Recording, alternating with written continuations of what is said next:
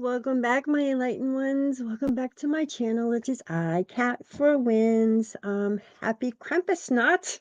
Krampus is on the loose now. And St. Nicholas Day is just passed. I am Cat, as I said. Thank you for coming tonight. Thank you for stumbling along my channel. If you come along later, you're just as valuable and just as important. So thank you all for being here with me tonight. So I have a lot to share with you guys. So next week's class, we're going to be actually just doing tarot readings. That's it, just tarot readings, nothing else, no class, just sitting there and chatting and discussing. Um, and then the following class is going to be on, you will actually, believe it or not, on the 21st. And we will be making a protection Yule wreath, which is very cool because people don't realize it that Samhain, which is Halloween, is when the veil is thin, is at its thinnest. Well, also too, when we go into the winter solstice, on the 21st, it's also at its thinnest as well. And these negative spirits or energies roam the earth. So why not add a little extra protection to your home? So that's kind of cool there. Let's see here. Tonight we will be discussing a few things about definitely St. Nicholas and a few other characters. But linked below, I did do a video short on Twas the Night Before Christmas, if you'd like to check that out, because this Santa Claus, Saint Nick, has to do with Twas the Night Before Christmas, as you know. With that said, let me get that paper off my desk here so I can move on. So this is going to be a fun class tonight. I might, let me start off by saying I am a Christian. I was born and raised a Christian. I am an ordained minister, but I'm non-denominational as far as I feel. I do work with these wonderful beings that the Christians do believe in, like Jesus Christ and so forth. So, anyway, I will be sharing some things with you tonight that may be going against your Christian beliefs, and please don't get mad at me. I'm just here to spread a little light on what you care to do with it. That is up to you. So tonight's class is about Saint Nicholas. All right. So the history of Christmas. Here we go. Powerful or pagan? The history of Christmas celebrations were around long before Christ came. They were called something different. The early Catholic Church wanted to attract pagans to Christianity, so they compromised. Christmas is rooted in paganism and Babylonian sun worship. We've discussed Saturnalia. We will be discussing it again tonight, just briefly. Let me just jump over to comments. Hello, my darling daughter, and anybody else who stumbles along later. I like your little snowman in there. So let's start off with this. The legend of the Christmas bells. According to early legend, bells rang throughout the world announcing the birth of Christ. The ringing of the bells during this joyous holiday season still adds delightful accompaniment to favorite carols and is significant part of Christmas celebration. High in their towers, suspended between heaven and earth, church bells have called the faithful to worship for centuries. Now, if we talk about holly, because holly is associated, I just want to go a little over a little bit of symbolism having to do with Christmas. So the legend of the holly, the bright red and green of holly make it a natural symbol of rebirth. Legends regarding this plant abound. According to one legend, holly branches bearing white berries were woven into Christ's crown of thorns. Since the blood of Christ stained the berries, they grow red on the holly branch to this day. Holly has also come to stand for peace and joy. Now you're going to understand why I'm sharing these little tidbits. One last one, the symbol of the mistletoe. Long ago, mistletoe symbolized divine love and healing. In Scandinavian, mistletoe represented peace to enemies and lovers alike. When hung from the ceiling or in a doorway, it signifies harmony and goodwill. The current custom of kissing beneath the mistletoe is based on the Scandinavian mythology. And we were talking about Scotty last week, and she's Scandinavian, so that's kind of cool. Okay, so Again, no hate mail, please, because here we go. Pagan origin. The earliest reference to Christmas being marked December 25th comes from the 2nd century after Jesus' birth. It is considered likely to the first Christmas celebrations were in reaction to the Roman Saturnalia, as I said, a harvest festival that marked the winter solstice, the return of the sun, in honoring Saturn, the god Saturn. Yes, the god of sowing. Here he is. I'm sowing my seeds. All right. So, Saturnalia, Christmas developed, one scholar says, as a means of replacing worship of the sun with the worship of the sun. Get it? It's from the sun in the sky down to the sun, the holy sun.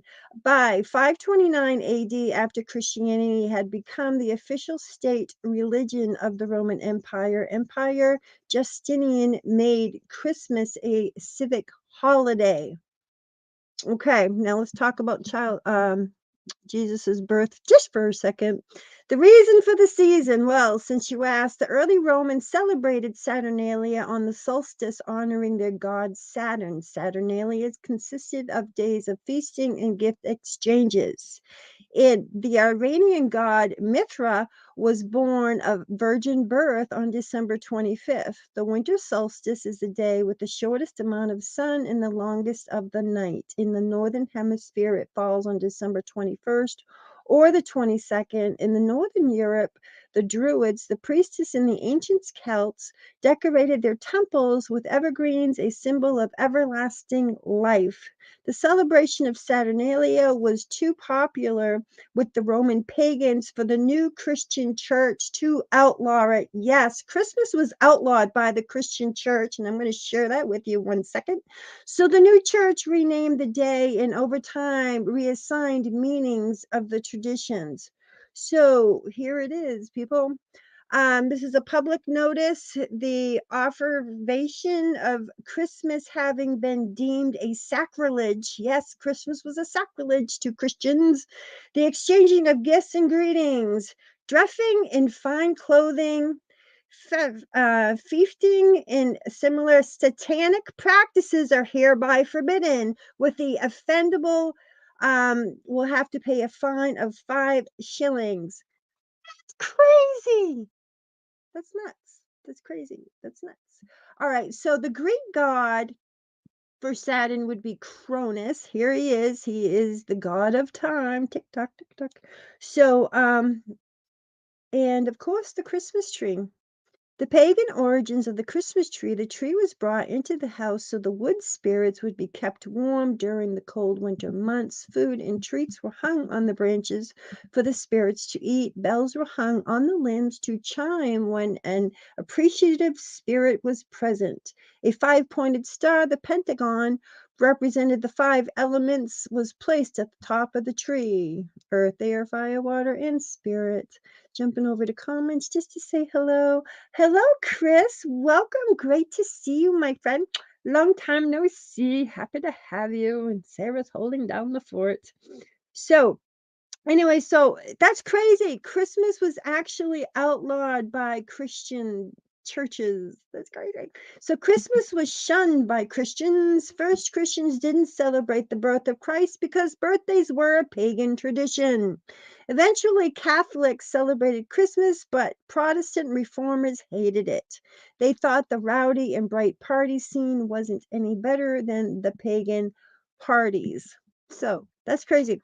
So I'm going to jump into Santa Claus here, St. Nicholas, otherwise known as Saint Nicholas, or Kris Kringle, has a long history steeped in the Christmas traditions, as we know.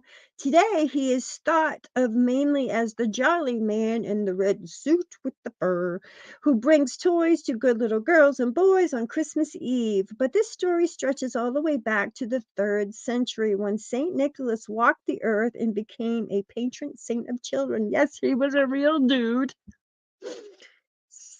Yes, he was real, Saint Nicholas.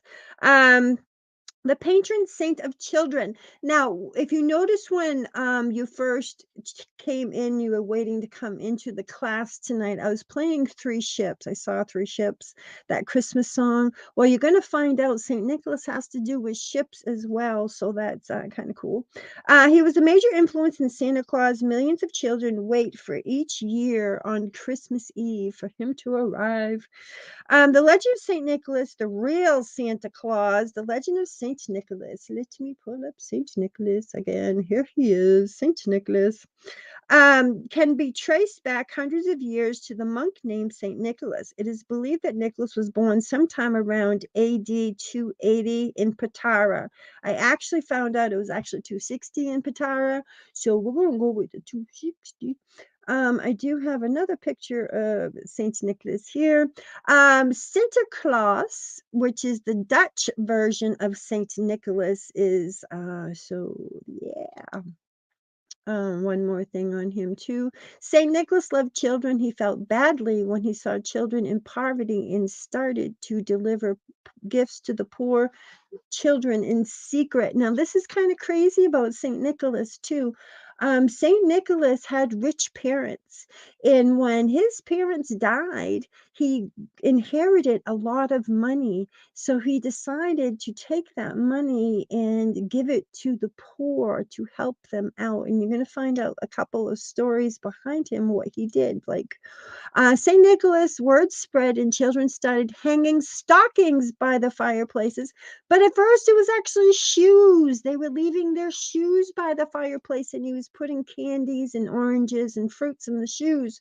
And then it started to turn over to be stockings. Another legend has it that a man had three daughters, but was too poor to have them betrothed to marry them off. So they became prostitutes. They would have to have become prostitutes.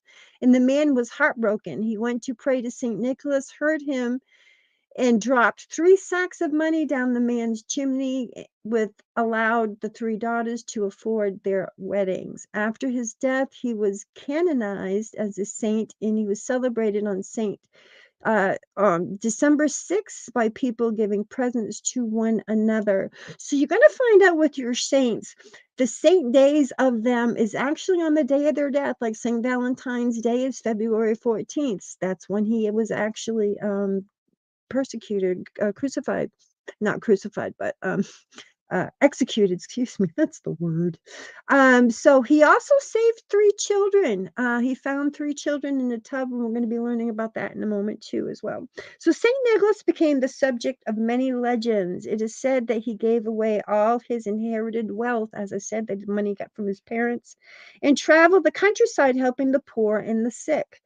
One of the best known St. Nicholas stories is the time he saved the three poor little sisters being sold to slavery, as into prostitution, as I just discussed about the father. And he dropped money, he dropped the coins down the chimney. So Santa Claus, let's see here he is. Santa Claus comes to New York. St. Nicholas made his first inroads into American popular culture towards the end of the 18th century. In December 1773 and again in 1774, a New York newspaper reported that groups of Dutch families had gathered to honor the anniversary of his death. The name Santa Claus evolved from St. Nick's Dutch nickname Sinterklaas, as you see here, a shortened form of Sint Nicholas, Dutch. So this is so Sinterklaas means Saint Nicholas. So in Dutch, in 1809, Washington Irving. This is kind of interesting here. I found this out. I gotta find my Washington Irving. So this is Washington Irving's grave. Sarah and I actually traveled here to capture this one of these pictures here. So Saint Washington Irving helped to popularize the Sinterklaas stories when he referred to Saint Nicholas as the patron saint of New York in his book, The History of New York. Here's another one of Irving's books. Now, I didn't know this. Now Irving's the one that wrote The Legend of Sleepy Hollow, in case you're not aware of that. So this is another one of his books by Washington Irving called The Old Christmas. So I thought that was kind of interesting there. As his prominence grew, Santa Claus was described as everything from a rascal with a blue three-cornered hat, a red waistcoat, a yellow stockings, to a man wearing a broad-brimmed hat, to a huge pair of Flemish pants, or it's like tights. It's Dutch tights. Hosiery. Here's another lovely picture because we will be talking about Krampus here in a moment. We have to mention Krampus because he's part of this whole deal. Shopping mall Santa's gift giving, mainly centered around children, has been an important part of Christmas celebration since the holiday's rejuvenation. In the early 19th century, stories began to advertise Christmas shopping in the 1820s, and by the 1840s, newspapers were creating separate sections for holiday advertisements, which often featured images of the newly popular Santa Claus. In 1841, thousands of children visited Philadelphia shop to see the life-size Santa Claus model. It was only a matter of time before stores began to attract children and their parents by the lure of to come and see the live Santa Claus and sit on his lap and tell him what you want. In the early 1890s, the Salvation Army, that guy that stands out the door ringing that damn bell that you probably get annoyed with. I actually like the sound of it, but um, in the need for money for the poor so they can actually serve dinners to the homeless and the poor to raise money to do this, they actually hire people off the streets that don't have jobs to ring that bell. So not only is the guy ringing the bell to bring money so they can eat, he's working for it as well. So open your heart to the little sucker and drop a few extra coins in his bucket. I would. Christmas meals they provided for the needy and the families. They began dressing up unemployed men in Santa Claus suits and sending them to the streets of New York to solicit donations. Those familiar Salvation Army Santas have been ringing bells on the street corners in America ever since. Let's see, the Macy's Day Santa, there's another one, has appeared at almost every Macy's Thanksgiving Day parade since it began in 1924. And fans of all ages still line up to meet the Macy's Santa in New York City at the stores around the country where children can take pictures on Santa's lap and tell him what they want for Christmas again. So, 'Twas the Night Before Christmas. I have a banner for that. So here's another picture of Saint Nicholas here. You're gonna find out a few kind of crazy things about him. Saint Nicholas, Ground Zero, New York. They actually, this is a Saint Nicholas shrine at Ground Zero, the world where the World Trade Center crashed. They actually made this for Saint Nicholas, so that's kind of cool there.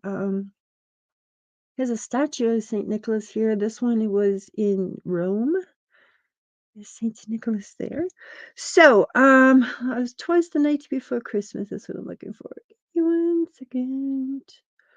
He has an island that's named after him. That was kind of cool too. You're gonna learn about him too. So, 'Twas the Night Before Christmas.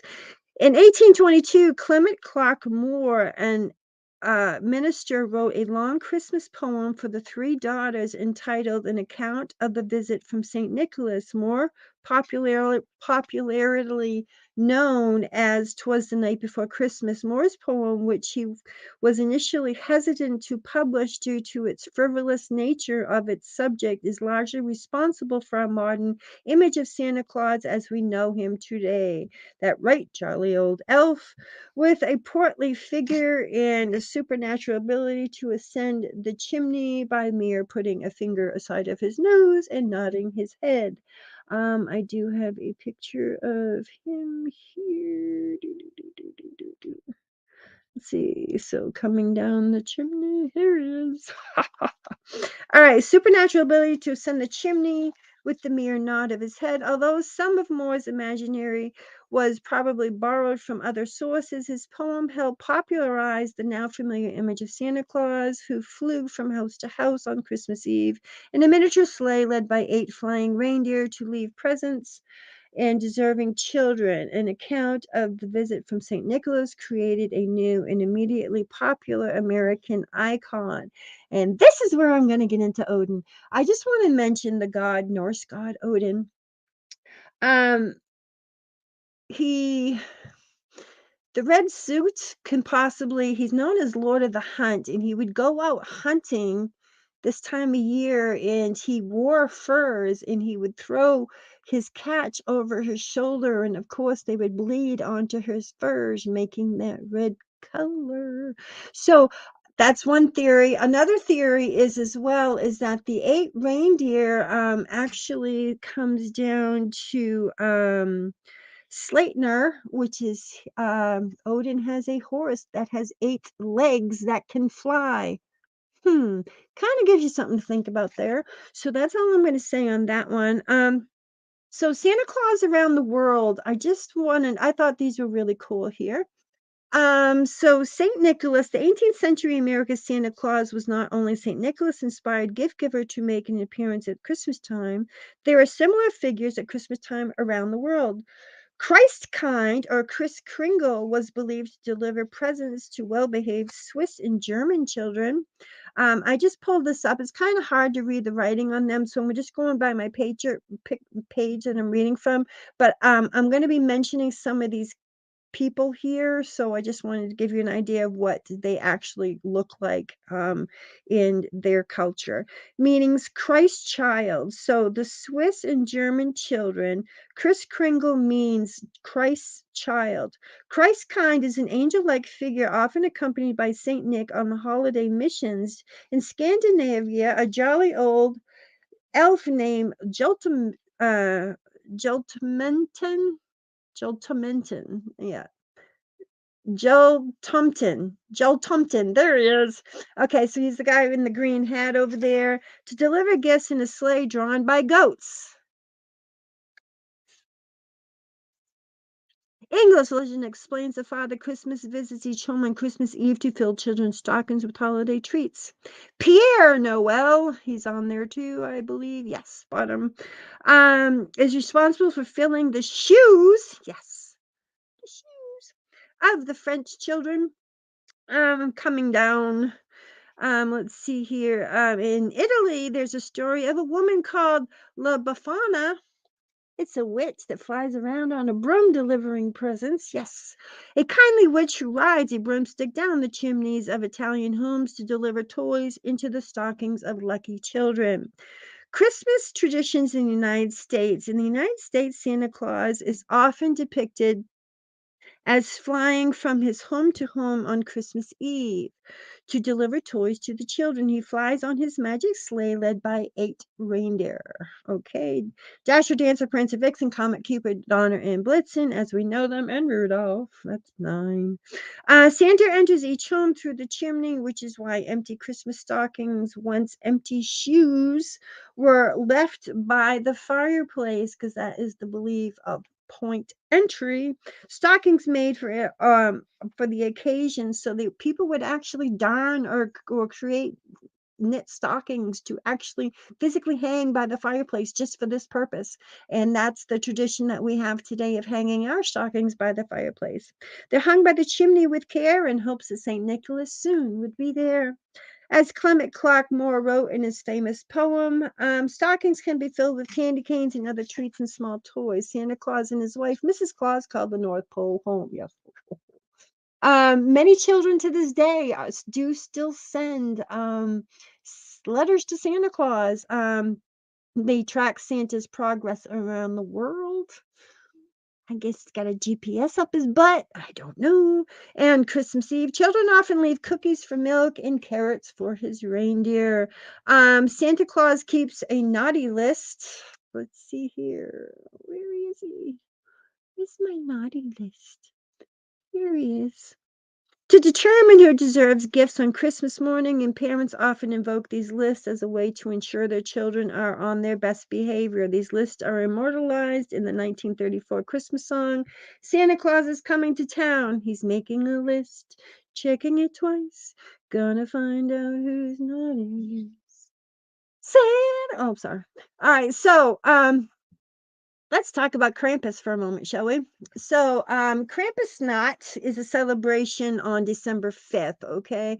Krampus is the legend of the devilish Krampus, though rooted in Germanic folklore, now spans centuries and continents, said to roam the streets in early December in search of naughty children to punish. This foreboding figure wields a handful of birch sticks for whipping disobedient youngsters, carrying the most unruly off to the underworld back to hell. Good children will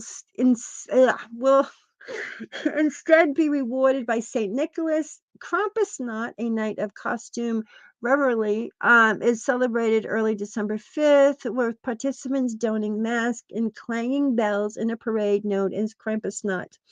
Um, Hmm. Uh, Krampus is known to have a very, very long tongue. So usually when you see pictures of Krampus, except for these guys here that are dressed up as them, they usually do have a very, very long tongue. Krampus. Throughout parts of Europe, St. Nicholas is accompanied by Krampus. This is why we're mentioning him tonight, a demon like creature. On the nights of December 5th and 6th, children put shoes in front of the house so St. Nicholas can put candy in them. However, St. Nicholas only does this for the well behaved children, and Krampus will go to the naughty children. The Krampus will carry sticks to scare the children. Many cities have parades called Krampusnacht, which means Krampus Run. Men dress up as Krampus to walk through the towns. They chase people who are in the way or quickly approach people to scare them. While Krampusnacht is entertaining, people need to be careful. By some of them may be dangerous. Krampus are gaining popularity in different areas in Europe as well as the United States. Another belief too is that when you're hit with the branches, it's also a form of fertility rites for the women. If they hit the women with the branches, it was a fertility rite. So here's a picture, basilica at the basilica here. This is an altar for Saint Nicholas here. So Saint Nicholas Island, this is kind of cool. Saint Nicholas Island is called Grimelier Island. It's called the Island of Sailors, and he was actually born in Turkey. Let's see here. There's 11 facts about the patron saint here that I just want to mention. Here's Saint Nicholas here. Oh, also too, this is Rome. This is a temple for Saint Nicholas in excuse me, Russia. I believe this is Russia. Forgive me. Yes, this is Russia here. So that's quite interesting here. This is Saint Nicholas Church shrine here. It's kind of all dilapidated now, falling down. But let's see here. What else do I got for you? Okay, so the traditions of Saint Nicholas. Connect Saint Nicholas Day, put gifts, lots of good deeds. May Nicholas uh, for the poor citizens remaining anonymous and confusing the whole city. He quietly and secretly brought toys and warm clothes for the children, medicine for the sick into their houses. Few people know about the fact that St. Nicholas inspired the appearance of Santa Claus. Let's see here. So bringing food and gifts and also medicine for the children as well. So he is from Myra, which is now which is current day Turkey. Just wanted to touch on that. So the story of Santa Claus, Saint Nicholas of Bari was born in Lycia, today's Turkey. From an early age, he was a very generous person, especially towards the poor. He also had the custom of giving secret gifts to the children. Here's something you probably didn't know. He was actually imprisoned because he preached about God and Jesus, and he was trying to push out that paganism that was going on there. He was actually imprisoned. So he was imprisoned during the desolation, I guess, persecution, and only released when Constantine the Great came to power. Nicholas moved to Myra, where he was ordained as a priest and later a bishop. So I guess he wasn't born in Myra. See, that contradicts my paperwork. So So he moved to Myra to become ordained. So St. Nicholas is associated with Christmas because of the tradition of giving secret gifts to the children. His feast day is on the 6th of December, as I said there. So here's his feast. So Feast St. Nicholas is December 6th. Heavenly Father, help us be generous and full of faith like St. Nicholas. Help us to seek your son, Jesus, this Christmas season. Amen. Here we are. There's that jolly old elf here from Clement's story here. 'Twas the night before Christmas, filling those stockings.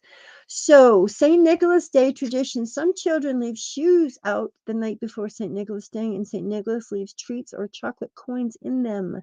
Santa Claus is the shortened name for St. Nicholas. In Greece, St. Nicholas Day is celebrated on boats. Since Saint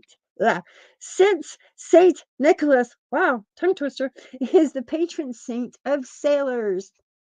As I said here, there he is. That's his island, St. Nicholas Island, right there. So he's the patron saint of sailors. So, I've already mentioned when he was alive. Okay, so Krampus, good or bad? St. Nicholas, good dude. So Krampus is quite interesting about Krampus. That he goes around with St. Nicholas to punish the naughty children.